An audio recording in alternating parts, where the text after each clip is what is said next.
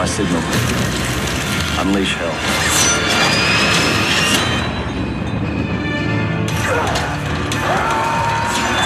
Who is he? I'm required to kill, so I kill. Tell me your name. My name is Maximus Decimus Meridius. Commander of the armies of the North. Loyal servant to the true Emperor, Marcus Aurelius. Father to a murdered son. Husband to a murdered wife. And I will have my vengeance. In this life or the next.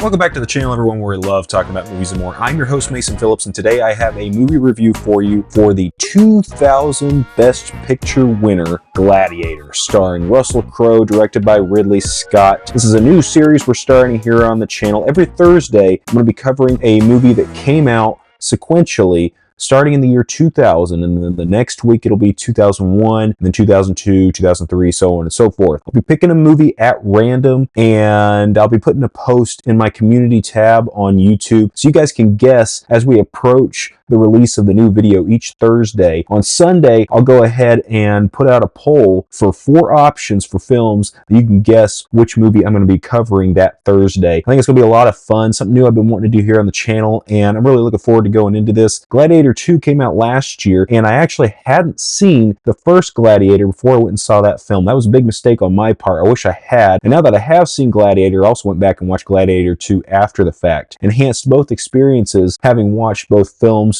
And this film, I can't wait to talk about it. Before we get any further in this video, I want to ask you guys to hit that like button, subscribe, and hit the bell icon to get notified when new videos go live on this channel. When you guys do that, it always helps me out, and I greatly appreciate it. Now let's talk about the plot. Set in Roman times, the story of a once powerful general forced to become a common gladiator. The emperor's son is enraged when he is passed over as heir in favor of his father's favorite general. He kills his father and arranges the murder of the general's family. The general is sold into slavery to be trained as a gladiator, but his subsequent popularity in the arena threatens the throne.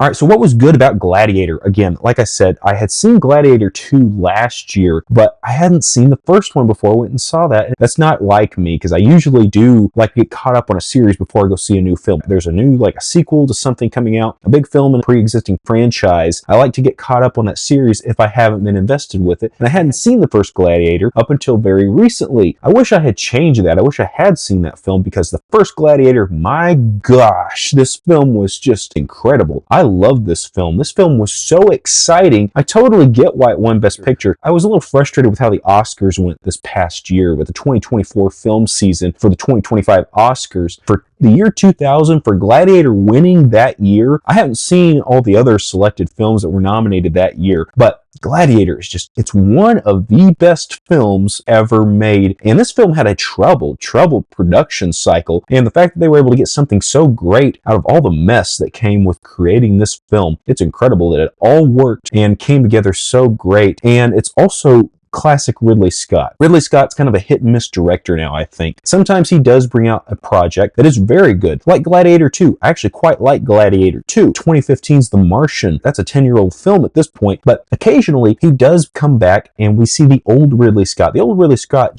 he delivered a lot more than he missed. And now I think he misses a little bit more than he delivers. I still think he creates interesting and engaging projects. And if there's a Ridley Scott project coming out, I want to see it. I want to check it out. He is one of my favorite directors. I don't think he hits as much as he used to back in the day. And this was his heyday. This was classic Ridley Scott. He was creating great films, engaging films, and in spite of all the mess that was around the production of Gladiator, still created a great film, a film that got nominated for Best Picture and a film that won Best Picture. I love the world of Gladiator.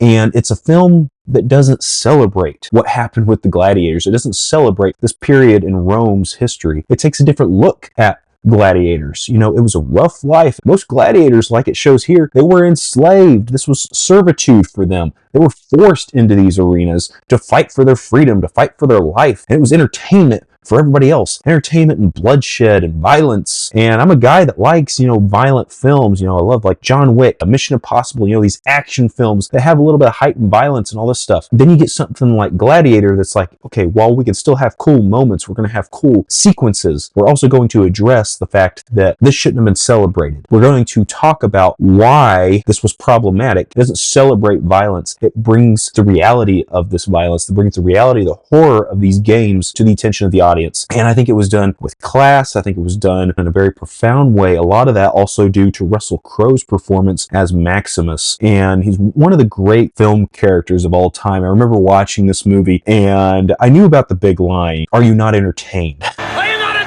It was the Family Guy meme. Oh, he said the thing. He said the line. I'd heard that, but I never had it in context. Now I have it in context. Are you not entertained? Are you not having the joy of all the violence and bloodshed? Come on, this is what you're here for, right? Brings it to the audience's attention. This is what you're here for, right? This is what you want? This is what you want me to do? This is how you want me to act and how you want me to be used? Because he's just a tool for the Emperor's glory. He's the Emperor's plaything. And speaking about the Emperor, and I'm speaking about Joaquin Phoenix's character, what he was able to do with this, a true villain, somebody you really have so much disdain for what he did to Maximus's family. I'm not going to get into too many spoilers here because even though this is a film that came out in the year 2000, it's been out for quite a while. I still want to preserve the mystery here. Like if you haven't seen the film but you got excited because you saw Gladiator 2, if you're late to it like I have been, I'm trying not to be too spoilerish here. This character, the turn that this character makes, not really the turn because he was kind of going down the villainous path anyway. You have this vitriol, this just disdain for this character, and he carries this role so well. A character that you want to see meet his end, and the way the whole story plays out, you have this great rivalry created between Joaquin Phoenix's character and Russell Crowe's character. You want to see Russell Crowe get his due. You want to see him take out the villain. You want to see him finish him off. And the way this whole story plays out, I think it was done very tactfully. It was done in a way that was very pleasing. They also kind of foretell and foreshadow what's to happen with Russell Crowe's character. It's not a story that celebrates people in the gladiatorial arenas. It's not a story that celebrates the violence. It condemns it. It shows you that this is not the path of the righteous man. It's not the path to glory. There's this dream of Rome that Marcus Aurelius had that he wanted to pass on for Maximus to continue and bring Rome back to true glory, back to the Republic. And it's so devastating how that was snuffed out at the beginning of the film. The story, the tragic story that Maximus has to go down. And again, brought to life wonderfully by Ridley Scott, a true visionary, and elevated by the performances of Joaquin Phoenix and Russell Crowe and Connie Nielsen and all these great actors that were able to elevate the script. It's very believable and you're drawn into them as people, as characters. You see the plight of these characters, the depth, the longing that they have to achieve their goals. And it also kind of tells you the darkness that you can go down in revenge. Maximus goes down this revenge plot, and it may not necessarily be something that's going to give him peace at the end of the day. Yeah, he's still going to go out and he's going to finish. He's going to go achieve his revenge. He's going to go seek out vengeance. But then you'll see, as it's kind of foreshadowed at the beginning of the film, there may not be a great end for this character. They're telling you that time and time again. He may not find his peace until he's gone. He may not find his peace in this life. It does a great job at showing you the fallacies and thinking of the revenge plot's always the way to go, or violence is always the answer. And it kind of addresses that and shows you that that might be the wrong way to approach these scenarios, to approach the situation. Really puts a magnifying glass on that time in Roman history. And I think it does a great job, very tactfully. There's one thing they actually did really uniquely in the state of production of this film. Oliver Reed, he passed away about halfway through production on this, I believe. And so they did an interesting thing of reshooting some of his scenes. There were times when you would see the character, they would be shot from the back. So of course they brought in a stand-in at times. They reused some of his scenes and they would put like a digital bar and reflections over his face to reposition where he was actually shooting. So he may have shot a certain scene originally intended to be in a certain part of the film. They restructured it and changed it, and it blends in seamlessly. And this was, again, the year 2000. They had to go about things a little bit more creatively than you would have to do it now. It wasn't as easy to do these replacements with actors. So there's no CG replacement for this character. The production team was so creative in how they were able to place him throughout the plot. If I didn't know that the actor died halfway through, through. I wouldn't notice that. They did it seamlessly. It all blends through the plot very well. It all worked to an extent that I didn't even notice. If I didn't know about the story ahead of time, if I didn't know about that going into this film, I wouldn't have known that this actor had passed away halfway through production. It's fascinating how they put that together. Sad of the passing of the actor, but they were still able to use him throughout the film in an effective way. This whole film, I could just continue to sing the praises of it. Let's go ahead and move on to what was mixed about Gladiator. All right, what was mixed about Gladiator? For me, it's Joaquin Phoenix's performance. While I think he delivers a great villain performance, there are times when I think he's overcooking it just a little bit. He's subtle through his performance for the most part. He doesn't like overact in this film. That's not what I'm saying here. But I think there are times I didn't fully believe everything that he was doing. I think he overcooked his performance in a few spots, but not to the extent that it took me out of the film. And for the most part, I thought he did an amazing job. So I'm not saying he delivered a bad performance. I'm not saying he delivered anything subpar. Joaquin Phoenix is a great actor, and I think he did a great job in this role, but there were times when I felt that I think you tuned your performance up just a little too much, and maybe we should have brought it down just a little bit. All right, what was bad about Gladiator? Now we're getting to a point of perspective. So if you're really looking for that hard action, you're going to get that in this film. But if you're wanting it for just action for action's sake, this is a little bit more of a thinking piece. And again, it puts a magnifying glass on this history in Rome and kind of shows you that what was going on with the gladiators, this wasn't a great point in history. It shines a light on the violence. It shines a light on the horrors of how these gladiators were used and how they were actually enslaved. I mean, if you know your history, this is no surprise for you, but if you don't, and that's not the film you were going for, and that's not what you were looking for out of this movie, you might be a little disappointed, and you might have wished that they had gone in a different direction with this. It's not like they put Arnold Schwarzenegger in this and he's just going to take out all the bad guys. No, it's not that kind of action film. It's much more of a thinking piece. It addresses the issues of the gladiatorial arena and the violence of this era. It could be a little jarring for somebody that was maybe looking for a different film experience, but that's not what Gladiator is. That is where I think the bad could come from, but for me, it really worked, and I love the direction that this film went in.